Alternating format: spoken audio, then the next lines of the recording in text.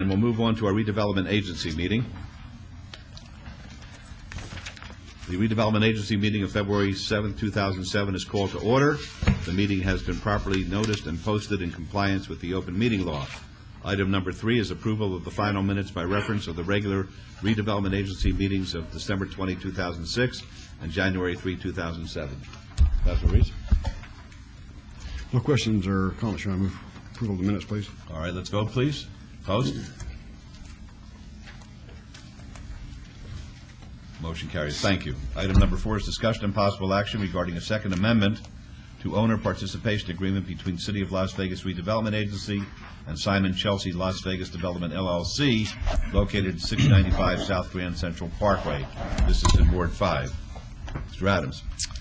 Scott Adams, Director of the Office of Business Development. This item respects a second amendment to the owner participation agreement between the RDA and Simon Chelsea Las Vegas Development, LLC, concerning the expansion of the Chelsea Factory Outlet Mall downtown, and the desire by the developers of that project to receive TIF rebate assistance on phase 2 of their project. As you know, they are expanding their retail space on that project and adding 2 new parking garages. I've got a aerial photograph of the site on the overhead, and this amendment basically incorporates their expansion into the owner participation agreement. What it provides for is a form note payable to the developer at the point where this project goes on the tax rolls, and we can get a definitive determination what the exact amount of that note will be. Based on current projection of investment, we expect that note to be somewhere in the vicinity of $650,000. That is going to represent the 41% of the taxable value of their new parking garages in their expansion space. As you know, their construction has been underway. They expect completion of that by later this year, and everything is in order on this item, and staff recommends approval. There are representatives of the Factory Outlet Mall here that might answer any questions that you might have on the project. Very good. Ms. Lazovich.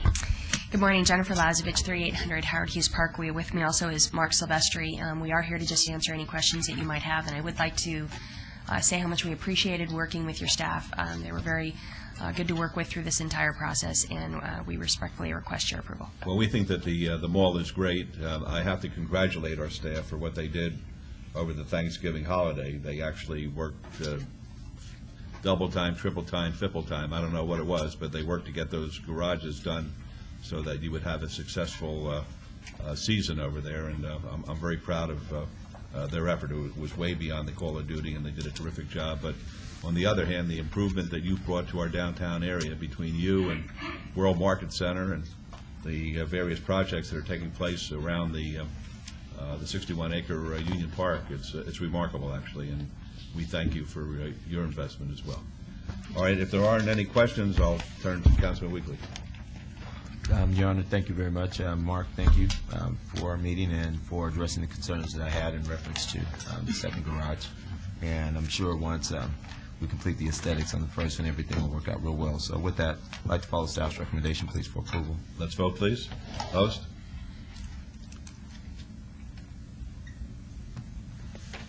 Motion carries. Good luck to you. Thank you. Okay, we're time for citizen participation. Public comments during this portion of the agenda must be limited to matters within the jurisdiction of the redevelopment agency. No subject may be acted upon by the redevelopment agency unless that subject is on the agenda and is scheduled for action. If you wish to be heard, please step up to the podium, give us your name, and we'll put a 3-minute timer. I require 1 minute. Tom McGowan, Las Vegas resident, candidate for election as mayor of the city of Las Vegas. I will neither solicit nor accept campaign contributions of any kind, because public officials should be freely elected by the will of the majority and should not be bought and paid for by limited special interests. As mayor, I'll raise the community standard of decency, and I'll make sure community development is successful and benefits not just some, but all city residents. I'll solve the problems of homelessness, affordable housing, transportation, traffic gridlock, nursing issues, diversity, violent crime, and illegal immigration. And I'll put an end to racketeer influence corrupt government in service to limited special interests. And I'll achieve those goals within a single 4-year term. Anyone who has seen or heard me speak on public forums knows that I stand for open public government of, by, and for the people, and the public record is available for review in the office of the city clerk by anyone. We can change the city government for the better by using one index finger. It remains for you, the local public, to do precisely that in order to benefit yourselves, your children, your grandchildren, and posterity. The written text of my public comment is submitted and requested inclusion in the meeting minutes in compliance with NRS 241, the Nevada Open Meeting Law. And I'd like to offer my best wishes and best regards for future success to the appointed Commissioner Gwynn, or Wakely, beg your pardon, who is leaving his duties in this city and moving to the next higher level. Thank you very much. All right, next, please.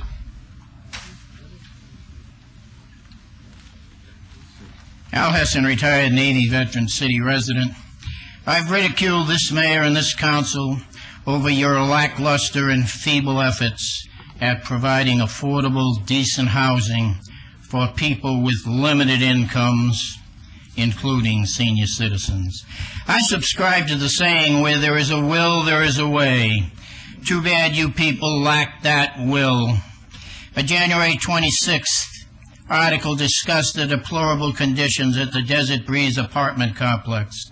It stated the city's Neighborhood Services Department has but 2 inspectors for 52,000 rental apartments.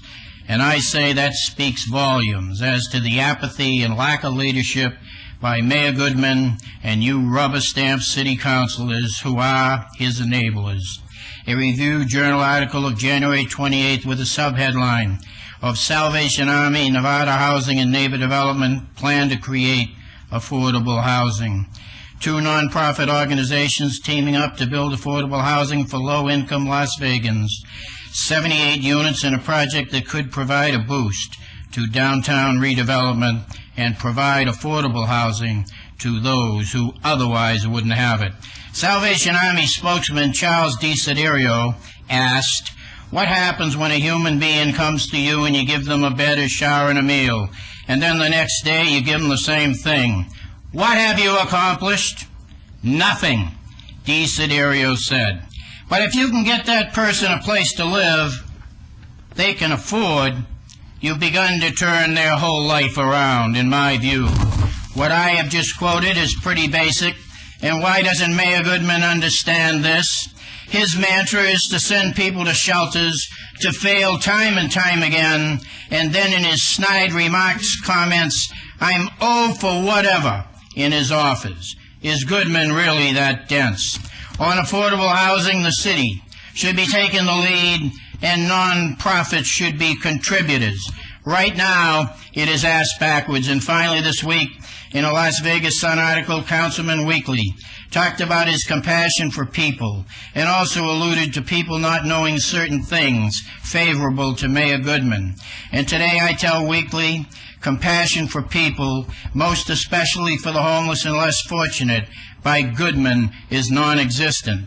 And as Weekly's people have been beaten down unmercifully by Goodman, Weekly has been his trained seal and head cheerleader at the expense of his own people and race.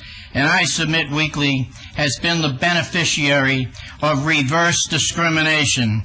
If Weekly were white, he would never have been appointed to this council, and now the crooked is a corkscrew Clark County Commission. Talk about catching lightning in a bottle 2 times. Next, please. Good afternoon, Council. Good afternoon, Council, Mayor, and all the members that are... You have to give us your name, please. My name is Vincent James Walter Watley IV. I'm the name entitled executive residence at the White House. I'm name entitled to that first motion, what constitutes residence. As I stated, my name is Vincent Watley. What I wanted to bring here today is that I believe it was in 1995, I helped build the Constitution. I worked with two other contractors in helping the development of that, building the vault, in which me being named entitled to the executive residence at the White House, I would have to justify the 1101 tax form to have a position as an earned income tax credit or as a federal agency. I'm what would validate the police department and the parks services and the Secret Service agencies. I'm what will validate your position to have a jurisdiction within the city of Las Vegas. I asked numerous of times for police cooperation. Each time they would come out to or respond to one of my calls, they would shoot me down, not being respected to the order of the Constitution. Now, the finance for that was peanut oil. Now, whether or not the persons or the police department have occupied residence or have the right to work in the state of Nevada is what is called cottonseed oil or sunflower oil. Now, to distinguish whether or not they have the right to work in the state simply is whether they have been honest in the Constitution of 1964. Now, the labor commissioner, they would need for every 2 hours that a person works that has the right to work in the state of Nevada, they are guaranteed a 15-minute break. That's how you get the hour break. Now, in the telephone system, it'll reflect that they have the time zone for the map is 0100 hours. Franklin was the postmaster. I worked for Franklin also as the foreman of the payee company. So I helped development in the volume or the magneto-optical. I'm here today because I need a little bit of assistance. Okay, I have to cut you off now. All right. The time's up, but thank you very much. All right, thank you. Can I get just like one more minute? No, I have to move. I have an appointment. I want to hear everybody out. All right. All right, but I validate the Speaker of the House. Okay, thank you. All right. Yes, again, Mayor City Council Anthony Snowden. What I actually need to ask is in reference to item 30 that came before the City Council, and that was the $554,000 that was going to be used to facilitate the Senior Citizen Center that's in Ward 5, Doolittle Community Center project. What I need to know is that in that particular, since the community development block grant funds are being used for that particular project, then there's a provision that's within the utilization of those funds that says it's supposed to use community and also try to use community residences or to help facilitate that project. And I want to know if the city has gone online before they go out and let that contract, that they need to add that as a part of their provisions and have they provided information for the City Council for review to ensure that we have neighborhood people that's able to participate in the construction of that project. If anyone would be so kind to answer that particular question for me. Are we in a position where we could answer Mr. Snowden's question at this time? When we award the contracts, we'll comply with all the federal requirements. Okay, thank you. We will. And okay, thank you, sir. I appreciate that. And I hope that we actually see that. And also, arguably, I know the city has been challenged in trying to develop a grocery store for West Las Vegas. And at the January 17th meeting, they had the gentleman who was actually doing the consultant work for that particular project to come here, and at that time he was given by Council Weekly 30 days in which to come back before the City Council to ostensibly do it or get off the pot, one or the other. 30 days has since passed. That item was not back on the agenda for the last agenda meeting today, which is ostensibly 45 days later. That item has still not come back before the City Council, and I'm trying to see is where we are specifically in terms of the construction of that project and getting that project online. Because word on the street is what they're going to do is they're going to use Mario's Market and going to move him across the street to become a full-service supermarket. And, you know, that's a disservice to the community, I think, if that's true, because of the fact that what he's doing there now on that corner, it's not going to change if you move them across the street in Enterprise Park. And for my own edification, for those people who are not here who are interested in the grocery store, can the city please elaborate on what the status is on that project at this time? Thank you. Mr. Adams, are you able to shed any light on that?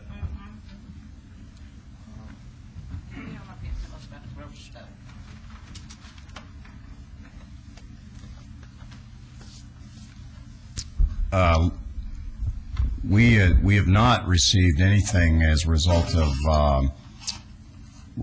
I think what the gentleman was referencing was the contract that we have with DLC Urban Core and the fact that we gave them an extension, a 30-day extension, specific to Food for Less, to come back with something committed from that company. We do have a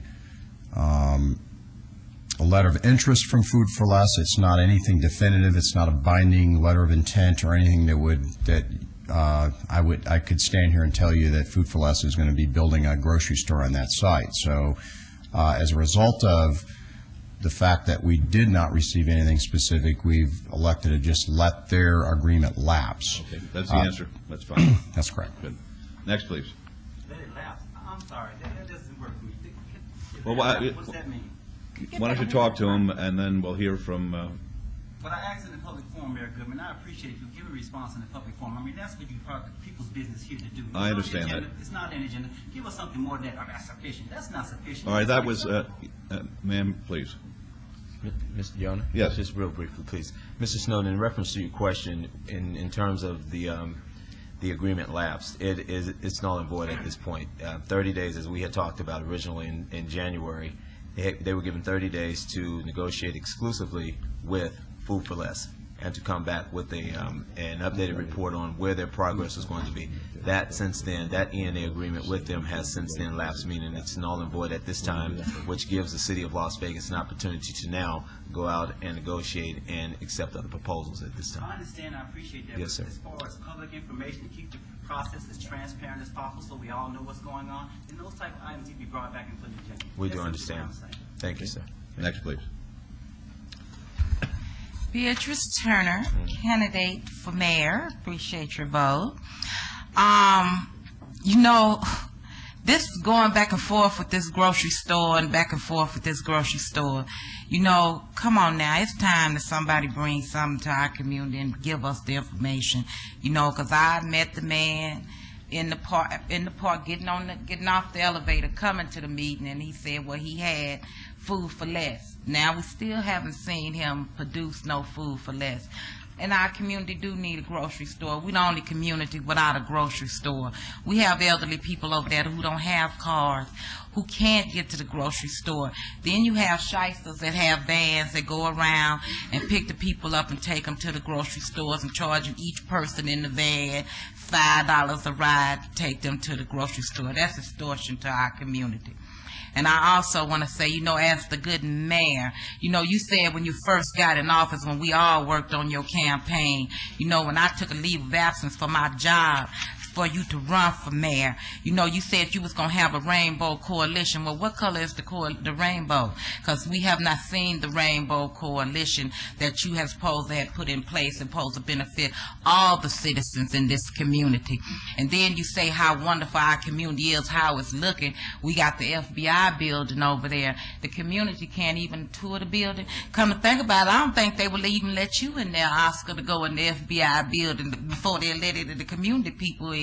And the next thing that I have to say to you, Councilwoman Tarkanian, I was looking at the TV the other night and I seen your opponent that's running against you, and she said that your problem is that you're not a go-along to get along with the council.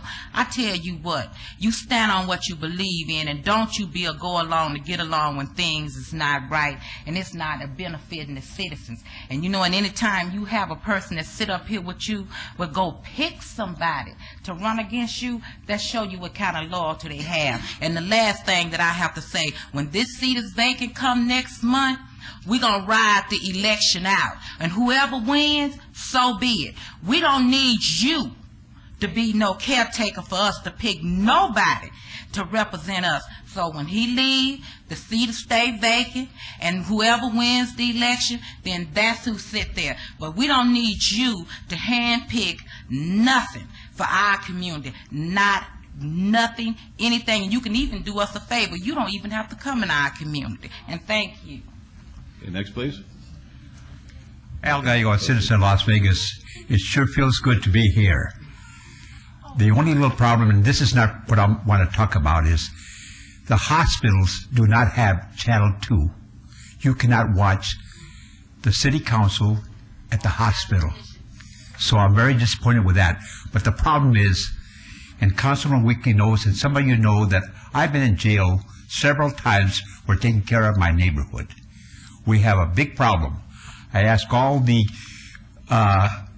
city managers to be here because we have a problem and nobody knows how to take care of it.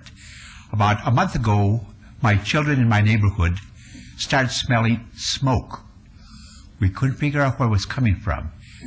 And in my daily walks, I would smell it and smell it and smell it. I could smell it, but I couldn't figure out where it was coming from. Until one day, one of my new residents opened the door, and when he opened the door, he had a cigar that was that long. The odor in the street is real bad. Our kids cannot play there. With my lung problems that I have, I can't go near that house. I talked to the air quality and environment management for the county, Clark County. They laughed at me. There's no law about cigar smoke or any kind of smoke in city streets or in the environment.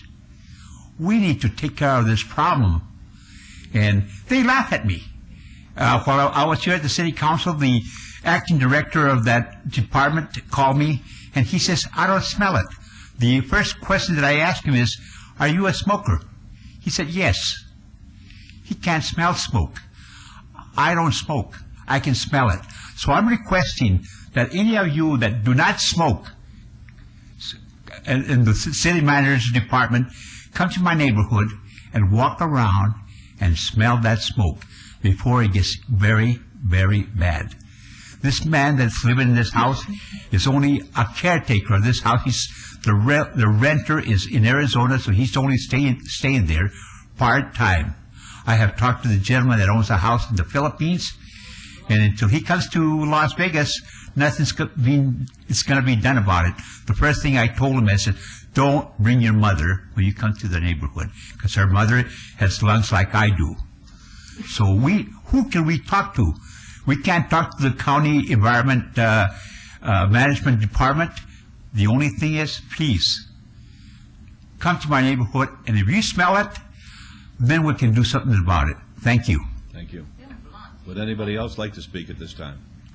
All right, seeing none, we'll be in recess. The redevelopment agency meeting is adjourned, and we'll see you back here for the council meeting at 1:10.